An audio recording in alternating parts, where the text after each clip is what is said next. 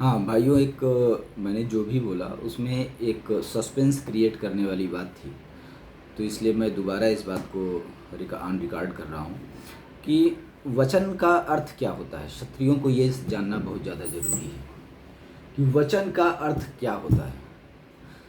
क्षत्रियों में, क्षत्रिय समाज में वेदों के अनुसार वचन का सिर्फ एक ही अर्थ होता है कि वो कर्तव्य जो हमें करने चाहिए, वो काम जो सही है। सही और गलत की परिभाषा देश, काल, खंड और परिस्थिति के हिसाब से अलग अलग होती है। बॉर्डर पे सैनिक लोगों को मारता है, उसको अवार्ड मिलता है। गांव में अगर झगड़ा भी हो गया, गलती से कुछ हो गया तो जेल जाने की नौबत आ जाती है। तो इस बात को जानना बहुत ज़्यादा ज़रूरी है, समझना बहुत ज़्यादा ज़रूरी है कि हमारे मुंह से निकली हुई कोई भी बात वचन नहीं होती। वो सिर्फ एक बात है। जो भी कर्तव्य परायणता जरूरी है, उसको ले करके जो कॉन्सेप्ट है वही वचन है, बाकी दूसरा कोई वचन नहीं। ये एक ब्रेन वॉश का तरीका जो मुस्लिमों ने इस्तेमाल किया हिंदुओं के खिलाफ, कि उनको घेर करके पहले कमज़ोर किया। राजनीतिक दल भी यही कर रहे हैं। वो आपको चारों तरफ से घेर करके घुटने पे ला रहे हैं, आपके बच्चों के उमंग को ख़त्म कर रहे हैं, आपके कॉन्फिडेंस को तोड़ रहे हैं, आपकी स्थिति को तोड़ रहे हैं। आप इस चीज़ का जो ज़मीनी तौर पे सर्वेक्षण करते हैं, अगर वो करेंगे तो पाएंगे कि उन्होंने धीरे धीरे करके क्षत्रिय समाज के बच्चों के दिमाग में एक बात को भर दिया है। लोग अब अपने ही नाम पर मुँह घुमाने लगे हैं। इस बात को रीड करती हैं बड़ी बड़ी एजेंसियां होती हैं ऐसे राजनीतिक दलों के पास, पार्टियों के पास, ऐसे ऑर्गेनाइजेशंस के पास, जो हमेशा रिकॉर्ड करती रहती हैं कि उन्होंने जो भी पॉलिसी बनाई, जो उन्होंने टारगेट बनाया था वो कितना पूरा हुआ, लोग उसके बारे में क्या सोच रहे हैं, उसमें कितनी सफलता मिल रही। तो एक बात आप याद रखिए, ये फुल कॉन्फिडेंस से मैं बोल रहा हूँ, कॉन्फिडेंस नहीं, अनुभव के आधार पर, कि आपके खिलाफ आज तक जितना भी काम किया आर्थिक माफियाओं ने, जो इस देश पे टेक करना चाहते हैं और आपका अंत करना चाहते हैं, उनमें रिजल्ट उनका पॉजिटिव ही रहा। अब नई पीढ़ी इस रिजल्ट को बदल दे और दुश्मनों को निगेटिव कर दे। और मेरी इस बात को आप लोग गौर करिएगा, क्योंकि अगर आप नहीं भरोसा करते तो एग्जाम्पल के तौर पे आप श्री राम मठ, तमिलनाडु श्री राम मठ का एक अध्ययन करिएगा कि एक सन्यासी ने किस तरीके से सब कुछ बदल दिया। या आप देख सकते हैं पारसी समाज का, जैन समाज का, उसका आप एक बार एक्सपीरियंस करिएगा कि वो किस तरीके से हर जगह सबसे अलग है। मारवाड़ी समाज का आप अनुभव करिएगा। दुनिया, विश्व के किसी भी देश में मारवाड़ी हैं, हर देश में उनके शॉपिंग मॉल है, हर देश में, नाइजीरिया भी, जहाँ कत्लेआम हो रहा है वहाँ भी उनके शॉपिंग मॉल है और अपनी खुद की सोसाइटीज़ हैं। वो सेफ़ है, उनको कोई प्रॉब्लम नहीं है, ना एजुकेशन का प्रॉब्लम, ना कुछ। वो इसी तरीके से अगर आपको विकसित होना है तो इस बात को आपको ध्यान देना है कि ये जितने भी नोचने खाने वाले लोग हैं, इनसे आपको दूर रहना है। अगर कोई राजनीतिक दल आपसे वफादारी साबित करना चाहता है तो सबसे पहले ST/SC एक्ट, जातिगत आरक्षण को ख़त्म कर दे। क्योंकि जातियों को, कुछ आजकल मैंने देखा है, कुछ चीटर टाइप के टीचर हैं जो कंफ्यूज करने की कोशिश कर रहे हैं, वो मतलब कम्युनिस्टों वाला ब्रेन दोबारा चलाने की हरकत कर रहे हैं। एक बात आप याद रखिएगा कि जातियों को हिंदुस्तान ने नहीं बनाया, न हिंदुस्तान में कभी जातियाँ थी, न ऋषियों ने जातियों को बनाया। हमारा देश समाजों का देश है, इसमें कुल, गोत्र और विधान होता है। तो सभी के कुल और गोत्र और समाज के आधार पे चलता है। तो इसलिए सबसे पहले तो हमको खुद जाति शब्द का इस्तेमाल करना बंद करना पड़ेगा। और इस बारे में कंटिन्यू संस्थाओं के लेटर हेड पे, मैं संस्थाओं की बात क्यों बोला, क्योंकि अगर आपको किसी भी काम के लिए अपील करना है, एक बात आप समझ के रखिए, आपको गांव की रोड बनवाने के लिए विधायक बनने की ज़रूरत एकदम नहीं है, कोई ज़रूरत नहीं है। अगर आपके पास संस्था है, आप सामाजिक संस्था के आदमी हैं, तो आप संस्था के लेटर हेड पे अगर एप्लीकेशन करेंगे तो वो माना जाएगा कि, चूँकि एक आदमी के एप्लीकेशन में, संस्था के एप्लीकेशन में फ़र्क होता है, अपील में फ़र्क होता है। तो वो जब साल भर का उनका बजट कैलकुलेट होगा और पेपर एडिट में जाएगा तो ऑटोमेटिक, अगर आपकी अपील पड़ी हुई है तो आपका गांव का सड़क बनेगा। ये फिक्स है कि अगर आपको गांव का रोड बनवाना है, गांव का स्कूल बनवाना है, गांव में हॉस्पिटल तो आप अपील दाखिल करके रखिए। अब बड़े बड़े लीडर्स जो होते हैं और जो ब्यूरोक्रेट से, साहब कैसे बनते हैं, इस खेल को समझिए। हकीकत ये है कि उन्होंने वो पब्लिक जो अपील कर सकती है, मैं क्षत्रियों की बात क्यों करता हूँ, क्योंकि क्षत्रिय अपील करता है, अधिकारों की मांग करता है, इसीलिए ये सारे षड्यंत्र हैं कि उसको स्लो डाउन करके तोड़ दो, इतना तोड़ दो कि ये अधिकारों की बात ही न करें, कमाने खाने मैं भला, मेरा परिवार भला, दुनिया भली, इस सिद्धांत पे जा कर के खड़े हो जाएं। ये एक जाल है उनका, इस जाल में आप मत आइए, इस जाल में कतई मत आइए, ना आप आइए, ना अपने बच्चों को आने दीजिए। इस जाल से हमें बाहर निकलना है।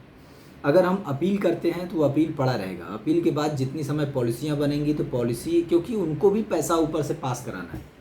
अब आपका अपील नहीं है तो वो अपने सर्वे के हिसाब से कुछ काम लगा देते हैं, कुछ भी काम लगा देते हैं, उसमें जो नेताजी के अगल बगल घूम रहे हैं चापलूस टाइप के लोग, उनको कुछ काम मिल जाता है। अच्छा, उन बेचारों को भी कुछ नहीं मिलता, उनको भी काम दे करके, पता नहीं सही है गलत, मैं सुना हूँ कि वो बेचारे भी कमीशन देते हैं जिनके आगे पीछे घूमते हैं उन्हीं को। अब मेरा तो अनुभव नहीं, मैं ठेकेदारी किया नहीं कभी, तो क्या कांड है पता नहीं, भगवान जाने, पर ऐसा ऐसा समाज में चर्चाएं ऐसी सुनने को मिलती हैं चट्टी चौराहों। तो इस चीज़ को आप समझें कि आपको किसी के पास जाने की ज़रूरत नहीं है, आप घर बैठ के पेपर वर्क कर सकते हैं। आप मेल डालिए, लेज़र पेपर बनाइए, 5 रुपये का टिकट लगाइए, उसको भेजिए, नहीं हुआ बाद में आप सूचना के अधिकार का एक पत्र भेजिए, फिर 20 का टिकट लगा के फिर एक लेटर भेजिए। ये बात आप फिक्स समझिए, आपकी अपील है तो उससे एडमिनिस्ट्रेशन का भी भला है, क्योंकि किस तरीके से चेक्स मिलते हैं वो आप भी जानते हैं। आपकी अपील होगी तो ही पैसा ऊपर से पास होगा, सिर्फ उनके बात का कुछ मतलब नहीं है, वो बात कर देंगे तो कुछ मतलब हो जाएगा। हाँ, विधायक जी के लेटर हेड का भी मतलब है, पर विधायक जी को लेटर हेड लगाने हैं, ये एकदम मत सोचिए कि विधायक जी भाग जाएंगे कहीं पर। जितनी समय आप, पब्लिक का जो इंटरेस्ट होता है वो नेता का इंटरेस्ट होता है, लीडर कोई हो वो सत्ता में रहना चाहता है, लीडर को अगर सत्ता में रहना है तो उसको पब्लिक के साथ चलना है। अगर आपको गए गुजरे स्थिति में नहीं रहना है तो सबसे पहले आप ऑर्गेनाइजेशंस को बनाइए। इस स्पोर्ट्स फेडरेशन तो राजपूत समाज जरूर बनाए, क्योंकि एक बहुत तरीका, अच्छा तरीका है डेवलप करने का, शारीरिक मानसिक विकास के साथ साथ आप एडमिनिस्ट्रेशन के फील्ड में हर जगह इसके माध्यम से जा सकते हैं। तो ये फेडरेशन, फिर बिजनेस को लेकर के जो फेडरेशंस हैं, चाहे वो अनाज मंडियों को लेकर के है, चाहे वो दूसरी चीज़ें हैं। और एक बात को आप समझिए, जब आप इस चीज़ को डेवलप करेंगे ना तो आपका समाज रोजगार की एक नई दिशा में डेवलप हो जाएगा। और आने वाले, अगर इस चीज़ को, जिस लाइन पे मैं बोल रहा हूँ, अगर आप उस लाइन पे डेवलप किए तो आप महसूस करेंगे कि आने वाले 5 साल के बाद आपके समाज की बेरोजगारी लगभग लगभग कम हो जाएगी। 70%, ये फिक्स है कि 70% कम हो जाएगी। जब समाज आत्मनिर्भर बनेगा, जब आपका अपना खुद का फेडरेशन होगा, खुद के लोग होंगे, तो बिजनेस करने वाले, ट्रेडिंग करने वाले, एक्सपोर्ट इंपोर्ट करने वाले, ट्रांसपोर्ट करने वाले, वो अपने आप पैदा होंगे। अभी ये जो गली गली जाके शोषण का शिकार हो रहे हैं, एक बात आप समझ के जाइए कि हर आदमी का दिमाग क्लियर है, हर समाज ने इस बात को क्लियर कर रखा है। चाहे वो दुष्प्रचार के माध्यम से उनके ब्रेन को आर्थिक माफियाओं ने ब्रेन वॉश कर दिया, या जो लोग इस देश को 99 ईयर्स के बाद डिक्टेटरशिप में कन्वर्ट करके खुद गद्दी पे परमानेंट बैठना चाहते हैं, जैसे आप देख सकते हैं एग्जांपल, रसिया हो गया, चाइना हो गया। एक ऐसा है, इन्होंने इसी तरीके से लॉज बनाए, पहले अलग सिस्टम था, वो चला, पब्लिक के ब्रेन को वॉश किया, मैं ही देश हूँ, रावण राज्य, जय लंकेश मिटे कलेश, राक्षस प्रवृत्ति वाले इस शब्द को बोलते हैं। तो ये राक्षसी प्रवृत्ति है कि लोगों के दिमाग को ब्रेन वॉश करना और इस बात को स्थापित करना, मैं ही राष्ट्र हूँ, मैं ही सब हूँ, मैं ही ये हूँ, मैं ही वो। तुम कुछ नहीं हो, तुम सिर्फ एक बहुरूपिया हो जो भ्रमित कर रहे हो, बाकी इसके अलावा कुछ भी नहीं हो। तो इस बात को आप समझें कि अगर अपने समाज को डेवलप करना है तो सबसे पहले सारे फेडरेशंस बनाएं, फेडरेशंस पे अपना अधिकार रखें। वो फेडरेशंस आपसे बच्चों को जोड़ेंगे, आपके बच्चे आपसे जुड़े रहेंगे, डेवलप करेंगे। नशे की प्रवृत्ति बढ़ रही है, ट्रस्ट के अंडरटेकिंग आप रिहैब्स की स्थापना करें, रिहैब्स के थ्रू आप अपने समाज को सुधारने की भी कोशिश करें, उसके तहत समाज में विकास भी होगा। आप खुद के मंदिर मठ बनाएं, उन मंदिरों पर खुद का एग्रीमेंट बनाएं और खुद के समाज से संन्यास लिए हुए लोगों को ही उसमें स्थापित करें। और इसके लिए आप प्रॉपर लॉ बना सकते हैं, आपको कोई रोक नहीं सकता, किसी में बूता नहीं कि उस चीज़ को रोक ले। आप प्रॉपर लॉ बनाएं और आप विश्वास करें कि इस माध्यम से हम 5 साल के अंदर, 5 से 10 साल के अंदर राजपूतों की स्थिति को एकदम बदल देंगे और राजपूत समाज पुनः इस स्थिति में होगा, वो अपनी बात को रख सकेगा। नहीं, जिस तरीके से हम जा रहे हैं, जिस वे में हम जा रहे हैं, वो वे हर तरीके से हमको ख़त्म करता है। हमने बहुत ताकत लगाई, सारे लोगों ने ताकत लगाई, इसी राष्ट्रीय राजपूत करणी सेना बनी श्री राष्ट्रीय राजपूत करणी सेना ने काम किया, बच्चे जुड़े, लास्ट में क्या हुआ? पार्टी का टिकट लेने चले गए कि हमारे समाज के लोगों को जो टिकट मिलेगा हम समर्थन करेंगे।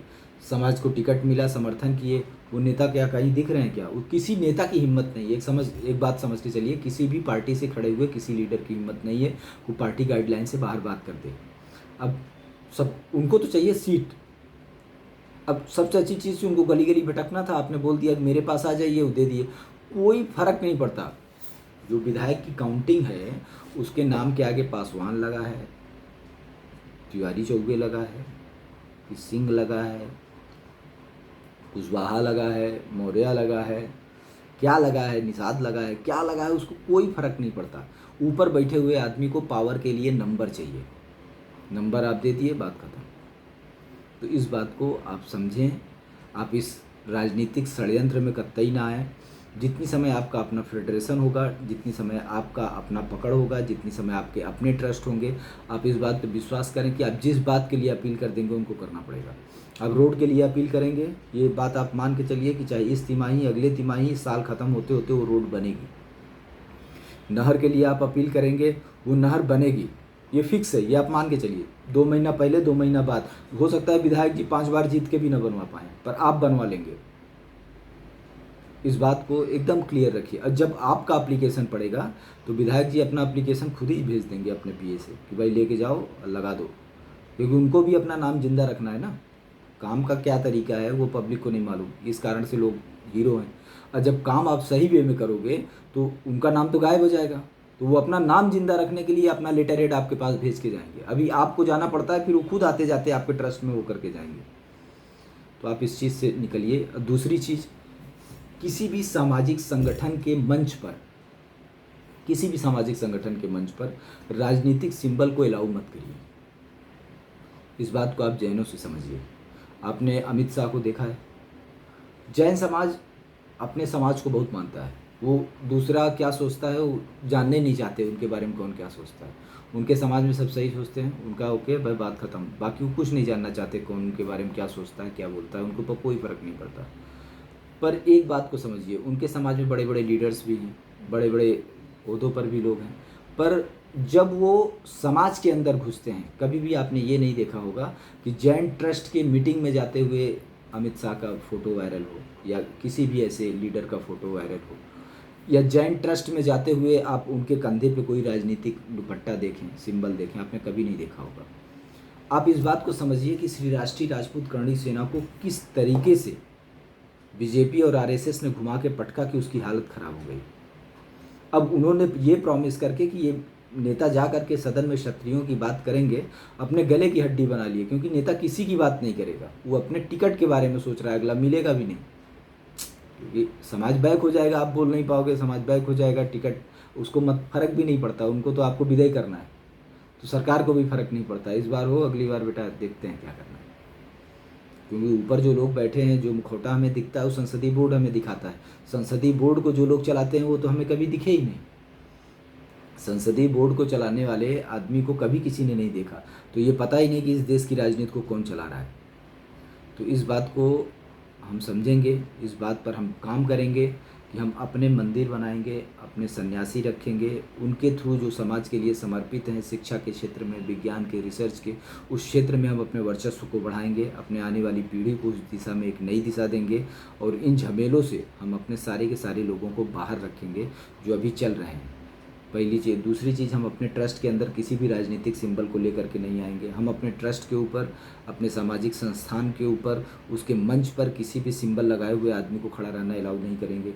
कोई भी व्यक्ति हमारे ट्रस्ट क्षेत्र में, हमारे राजनीतिक दल के काफिले में पार्टी का सिंबल लगा के गाड़ी लेके नहीं चल सकता। जब तक वो चलेगा सिंबल हटा के चलेगा, वो लगाए रहे, फ़र्क नहीं पड़ता, वो किसी भी पार्टी में रहे, जिस पार्टी से उसको लीडर बनना है बने, अपने को उसका भी फ़र्क नहीं पड़ता। अगर समाज के लोग उसको सपोर्ट करते हैं तो भी कोई बात नहीं, सही है ना, किसी न किसी को रहना है, वही रहे, क्या दिक्कत है। अगर समाज संगठित है, समाज के लोग सपोर्ट कर रहे हैं कि हाँ भाई भाई रहेंगे, तो थोड़ा उस तरीके से भी हेल्प हो जाएगा, तो रहे, कोई फ़र्क नहीं। जहाँ रिजर्व सीट है वो आशीर्वाद से रहे, उससे भी कोई फ़र्क नहीं पड़ता। पर जो ट्रस्ट है, जो सामाजिक क्षेत्र है, वहाँ पर इस चीज़ को एकदम प्रतिबंधित कर दीजिए।